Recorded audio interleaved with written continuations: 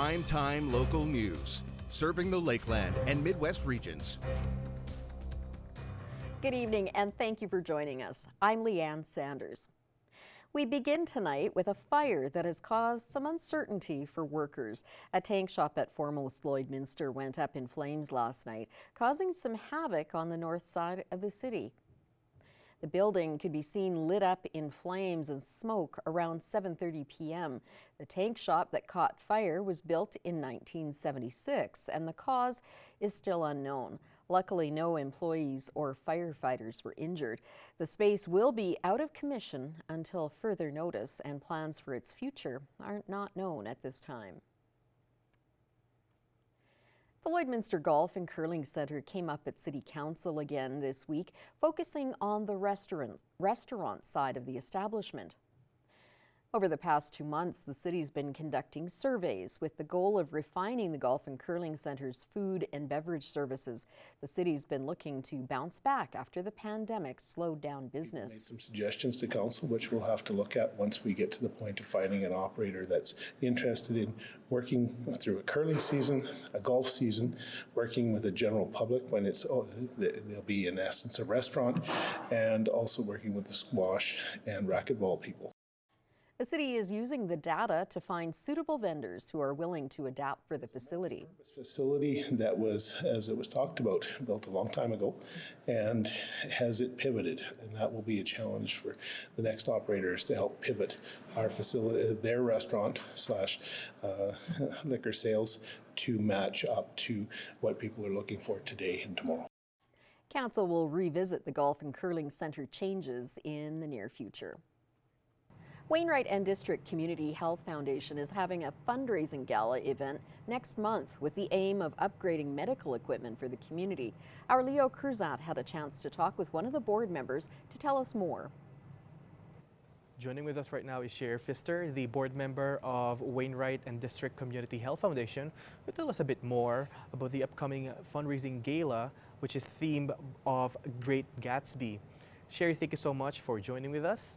And please, what is this fundraising gala? Can you tell us a bit more about that?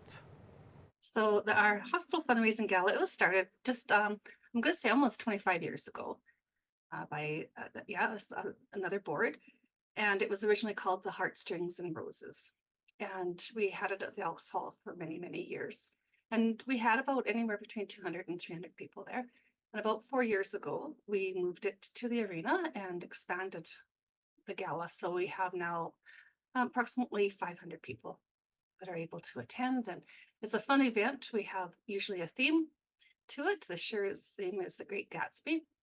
And it's decorated to that vintage era. And so we encourage people to dress to the theme if they'd like to. It's really a semi-formal to formal event. We don't want to discourage people from coming if they don't have anything to wear. So honestly, if it's semi-formal and that's what you're comfortable in, we do have, there's people that come dressed like that. But we have lots of fun. People come very formal if they're comfortable with that. And we have lots of fun. Our board has lots of fun putting this together. So the decorating and deciding how we're going to do it is a lot of fun. The tables, we sell tables for $900 for an 8-person table. Individual tickets are $125 a piece.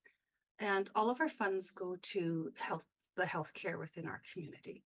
Now, since this is a fundraising gala, I'm assuming this is open for everyone? Oh yes, for sure. For sure. It's open to everybody who would like to come. And like I said, it's anywhere from a semi-formal to formal event.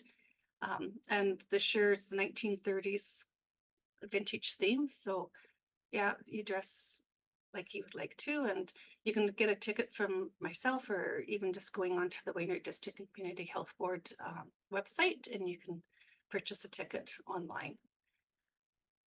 Any board member will also have a ticket for you. Now, for the people that are interested to be in the fundraising gala, what do people gonna expect to this event? Is there something different from previous years?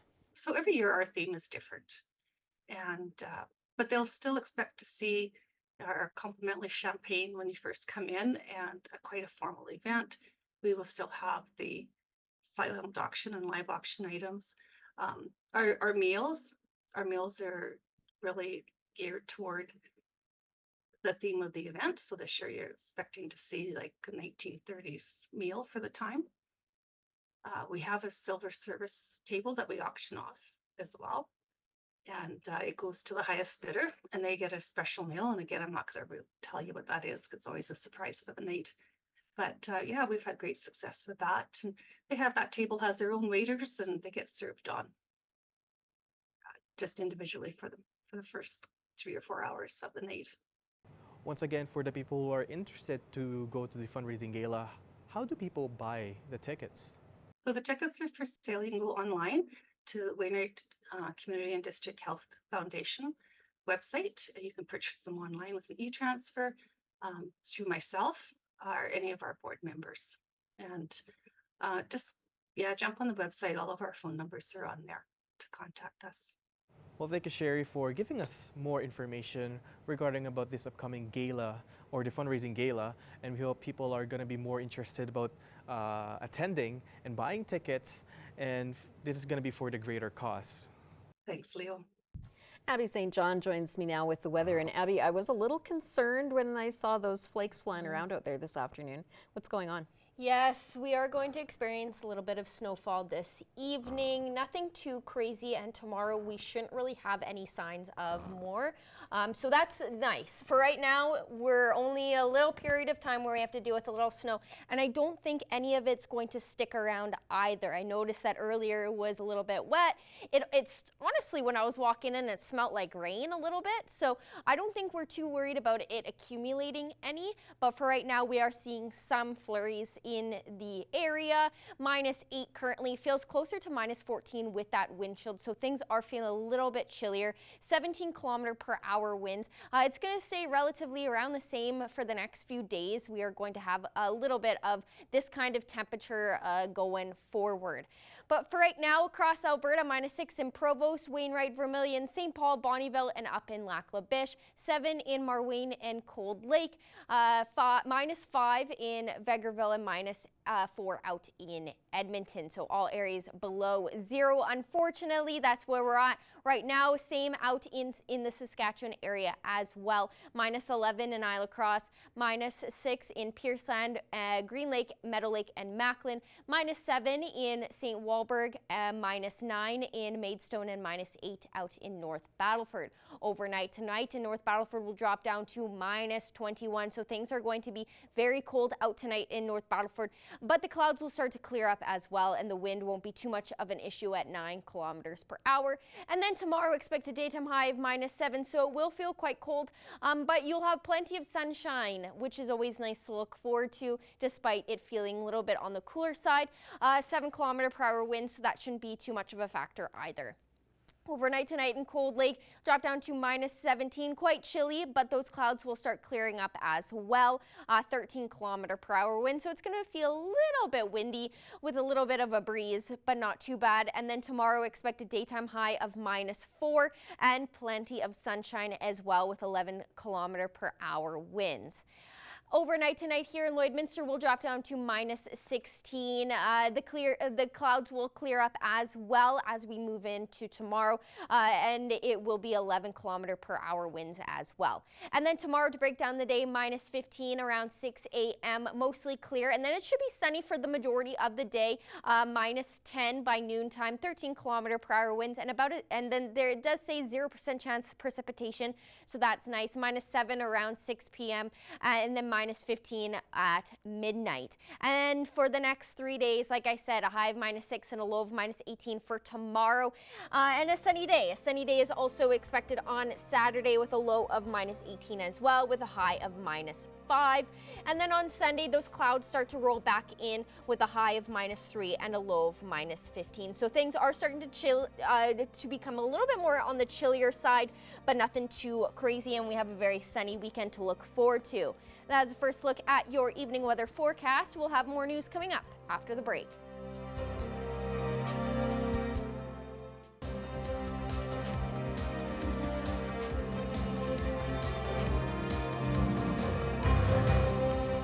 The Lloydminster Exhibition's semi-annual Rare and Exotic Sale is coming up on April 6th at the Lloyd X. Our Thomas Wildman has more on this unique auction. Today I'm joined by Dallas Saquette, the Vice Chair of the Rare and Exotic Sale, which will be taking place here at the Lloydminster Exhibition coming up this April. And so thank you so much for being with me today, Dallas. Thanks for having me. So for those who have never been to a Rare and Exotic Sale, what exactly is going to be on offer for people here in the Border City? We got a wider range of things that usually show up at the Rare and Exotic. Chickens, fancy chickens, production chickens, goats, rabbits, all kinds of rabbits, degus. What else comes in the small animals? If you can put it in the box, it kind of shows up. We can't sell snakes, but everything else other than snakes. Hatching eggs, chicks, chickens, and then we get large animals. We've got the goats, the pot-bellied pigs, the mini horses, mini donkeys, llamas, emus. Again, we even had a yak once, a baby yak once. So we've had a lot of rare and exotic critters at the sale. Very exciting. And so where are a lot of these guys coming from, and a little bit about the format if somebody is interested in buying a rabbit or a chicken or even an ox? We draw from a large area, St. Paul, as far as Tofield we've got from, Saskatoon country, south to Unity. So we draw from a big area. Entries are all pre-entered, so that package is all through the website. You can get a package if you want to enter and bring something. And if you want to come and check it out, the entry's free to come check it out. And if when you're checking it out, you see something you want to take home with you, we just ask that you register for a buyer's number at the office. And it's a live auction, so bid away until you get what you want and settle up. And then you can take your critter home with you that day. Awesome. And finally, Dallas, just when is the Rare and Exotic Sale, and when is the when it starts and is open for the public, and then when the live auction will be? So it's April 6th. We start receiving animals at 8. We open to the public at about 9 once we get a few boxes out there for you to look at. And the auction starts at 10, 10:30. So yeah, come on down, come early. You might never know what you might miss early, so you got to be here early. Excellent. Well, thank you so much for all the information, Dallas, and be sure to come down to the Rare and Exotic Sale coming up this April 6th. Now here are your agriculture prices for today.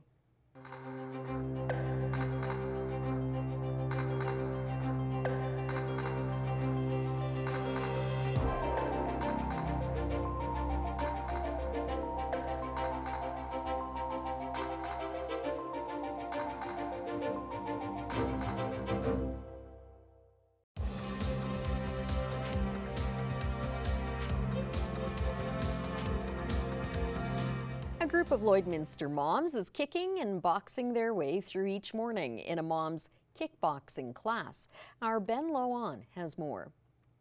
From drills to kicks and the always loved ab circuits, moms from around the city come together at the Fight Farm for a high-intensity workout. During these classes, the women get to learn about kickboxing from high-caliber trainers while not having to worry about childcare. Owner Garrett Tepper has been around the sport his whole life, and the moms who train here are a big reason he comes back every morning. You know what? It's progression. Just seeing and helping these women reach their goals. Everybody has a different goal. Everybody has a different story. So for me, if I can help in any way, that's what we try to do. Absolutely. The sport of kickboxing involves two basic elements, boxing and kicking, and you win a match by earning a knockout or technical knockout. But outside the trophies and awards, most people stay with the sport because of the community it creates. Well, you meet a lot of people with a lot of different backgrounds here. Like there's teachers, there's nurses, like there's doctors, there's like everybody who comes here, and it's just a nice community here. Like in the morning with the moms too. Along with the community the sport brings, Badger keeps coming back because of the feelings kickboxing gives her. Just the feeling after kickboxing, like I know it's intimidating at first when you first come in here, but when you walk out, you have like this natural like euphoria, and you walk out and you just feel like you're shining, and it just feels good. Like you just feel good inside and out. Like you feel more confident, you feel more fit. These classes are 8:45 Monday, Wednesday, and Friday, and 6 Tuesdays and Thursdays. And the Fight Farm is always accepting new boxers. For Primetime Local News, I'm Ben Lowan. It is time now to have a look at all of the pet pictures you've been sharing with us on social media for our Pets of the Day.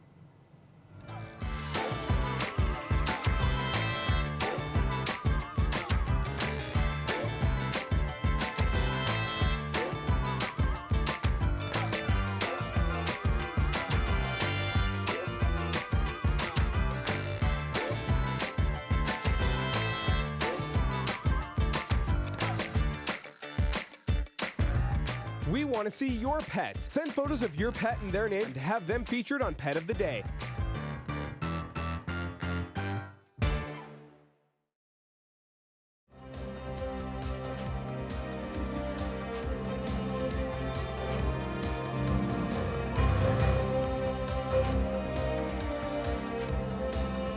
I'm very happy to be joined here today by Julie Evans. She's with the Kid Scotty Community Dinner Theater. Thank you so much for joining me today. Thanks for having me, Abby. Of course, I'm very excited to talk about this, as I'm sure you are as well. The Kid Scotty Community Dinner Theater is holding their annual dinner theater coming up in April, the 12th, 13th, and 14th. And the show is called Wine, Cheese, and Murder, which is super exciting. Three of my favorite things to talk about. So tell me about what this show is about and what people can expect from coming out. Well, I mean, first and foremost, they can expect a great meal.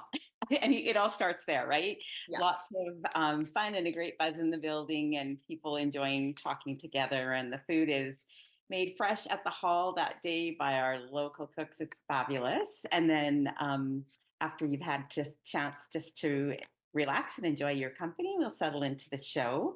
The show is, as the title implies, there's a murder that takes place as people are drinking wine and eating cheese and enjoying their time out together in a vineyard. So we hope that you will be captivated trying to solve the mystery at the same time that we're going to keep you laughing with some good little bits and it's sprinkled throughout. Yes, that sounds awesome, especially because murder mystery has definitely, I think, have gone up in popularity over the last few years, especially with new movies coming out, like, the remakes of the Agatha Christie books into movies, Knives Out being really popular. So I think, and especially making it into a dinner theater, I think having it very interactive, I think is a lot of fun and a perfect dinner and evening for people to enjoy. Now it's taking place 3 nights, Friday, Saturday, and Sunday, and each dinner is going to be different. Tell me a little bit about each dinner so that people can kind of see what tickles their fancy. Sure. So Friday and Saturday, the meals will be the same. It'll be a full roast beef dinner with our famous Hall ham. Anybody who's tasted it knows it and will want to come back just for that. A variety of fresh salads, breadsticks, dozens of desserts to choose from. Roasted potatoes, it's excellent. And then on Sunday, it will be stuffed roasted pork. That's the meal that I got to enjoy last year. Oh my goodness, it was great. Along with roasted chicken and again, fresh salads, fresh desserts, delicious. Yeah. That sounds fantastic. We're Now, looking forward. Oh, sorry, Abby. I was going to say we're looking forward to with the wine theme, to a great selection of wine pairings for the meals. So we're going to have fun as a cast picking those out. even better because wine pairings can really make a meal elevate a meal even better. I have family who knows wine a lot, so wine pairing is definitely something that's really important for any meal. So that's going to be very exciting to enjoy as well. This has been going on for 16 years, minus a little blip in during COVID. How do you guys keep up with all these fresh ideas? And obviously the community really enjoys it as it's been going on for so long. So how do you guys stay fresh and your inspirations? That's a good question. Well, we tend to kind of switch it up with who's choosing a play for us, and this year's play is produced in collaboration with Pioneer Drama, and Michael Druce is the author. So different people choose plays and find something that really strikes them, and then we have a kind of a good solid long-term cast, and always some new people as well. So it creates a fun dynamic every year. We're always so proud of our one of our longest standing cast members who's been entertaining crowds in our community for more than 90 years, from birth through to her time on the stage. She's always demanded the attention of the audience. So we're happy to have Betty Evans with us this year again. That is very exciting. And it's so wonderful when a community has something that they can continue doing year after year and it remains popular, like you said, with new people joining, remaining people sticking around. So I think that's fantastic. And it goes to show just how well you guys definitely know how to put on a great show. So speaking of that, finally, where can people find tickets for the dinner theater? If you'd like to come, you can give me a call at 780-808-1217 or shoot me a text, 780-808-1217, or just email kitscottyhall@gmail.com and they'll put you in touch with me. Awesome. Well, thank you so much for joining me, Julie, and I wish you the best of luck for this year's dinner theater. Thanks, Abby. It's been great to talk to you. Hope to see you all there. Bye.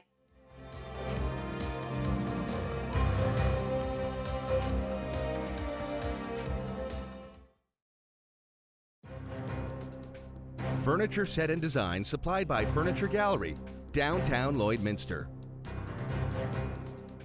I am speaking with Candice McPhee today, and she is a Calgary-based author and has written a debut that's going to be part of a series. Can you tell me about Finding Color and all of the great adventures that must have gone into making this book? Oh boy, that's a big question to start off with, Leanne. Okay, so the book Finding Color is a backpacking book about traveling around the world. Initially, my plan was to make one tight, nice little tidy story, but as I started to get into it and wanted to share the adventure so that people could actually take the trip, it kind of morphed into something. It was over a year I was backpacking. So it was a significant amount of time. And in order to be able to share the true feelings of what happened and to give the reader all the experiences, that's what kind of it parts itself out nicely into being five books based on mostly geographical locations and kind of situational in terms of what happens. And yeah, so Finding Color is the start. It's where it all begins, and it begins in Toronto, where I started, understanding and realizing that I kind of wasn't living my best life. Didn't really know what I wanted to do with myself. My mother had died a few years earlier, and I was a caregiver for her from when I was 14 to just when she died, just before my 22nd birthday, along with my brothers and my dad. So it was a long period of time to be a caregiver, and you kind of don't really know yourself. So that's where the book starts. It starts with this sort of, I don't know, I'm missing something because I spent so long looking after someone else. And yeah, that's where it starts. It starts with the change. It starts with the okay, I'm going to live differently, and then it becomes this journey of this adventure around the world where crazy, funny things happen, and cultural interactions, and really kind of taboo, silly stuff that even when I was speaking English with folks, I got things completely wrong. So it was just about adjusting and learning about where I was and also about myself. What can you tell me about the other book that is going to be coming out in April, the next in the series, Life Strikes Back? Yes, Life Strikes Back is the next installment of the book, and this one travels. It starts on a train in the middle of Russia, and the night, and then ends up going through the Baltics, going through Poland, going through Czech Republic, Austria, Croatia, and then back to the Czech Republic. I think Life Strikes Back for number two is really about friendship and the ability to get through anything through friendship. And so it deals with the funny situations again, the cultural differences, the struggles before internet, having to use a guidebook as your only source of truth, if you will, or other travelers' recommendations, and then just being able to get around friendship, funny things that happen, all sorts of stuff. And it's yeah, So that's the second installment. It kind of goes through everything it slides through all of those countries, but you also get a glimpse of what it was like to be there too and kind of live the experience. I think you've had a very exciting life now that you're settled back in Calgary, and you've had this book series. Is there anything that you've got on, the back burner for a next series or a next book? Yeah, you and my dad are thinking the same way. My dad asked me the same question. I know it's going to take me another couple of years to get through these books. I have a couple of ideas in terms of next. When I finished this travel experience, I landed in London and lived in London for a long time as an expat. A lot of stuff happened then too. It was a very interesting time. So there's those stories that could sort of morph into something.